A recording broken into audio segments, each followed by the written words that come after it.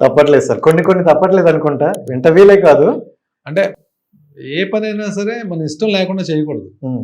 అది any work ఇష్టం లేకుండా చేస్తే మనకి ఎక్కడో చిన్న సాటిస్ఫాక్షన్ ఉండదు.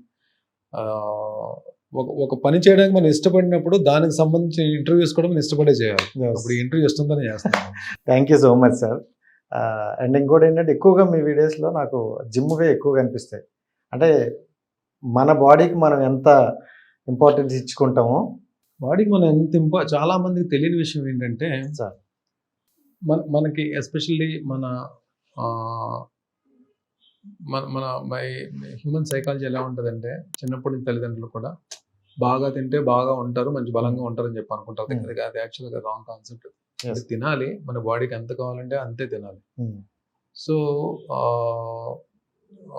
మనం ఇప్పుడు మీరు ఇచ్చేది ఇది తల్లిదండ్రులు ఇచ్చిన బాడీ, ఇది మన కాదు, ఇది మన అమ్మ నాన్న వలన వచ్చిన బాడీ. ఇది ఈ బాడీని బాధ పెట్టే హక్కు, ఈ బాడీని చెడగొట్టే హక్కు మనకు లేదు యాక్చువల్గా. సూపర్. ఇది మనం దీంట్లో ఉన్నాం కాబట్టి ఇది మన బాడీ అనుకుంటాం, తప్పది. ఓకే, ఇది అమ్మా నాన్న వల్ల వచ్చిన బాడీ, దీన్ని పాడు చేసే హక్కు ఎవరికి లేదు.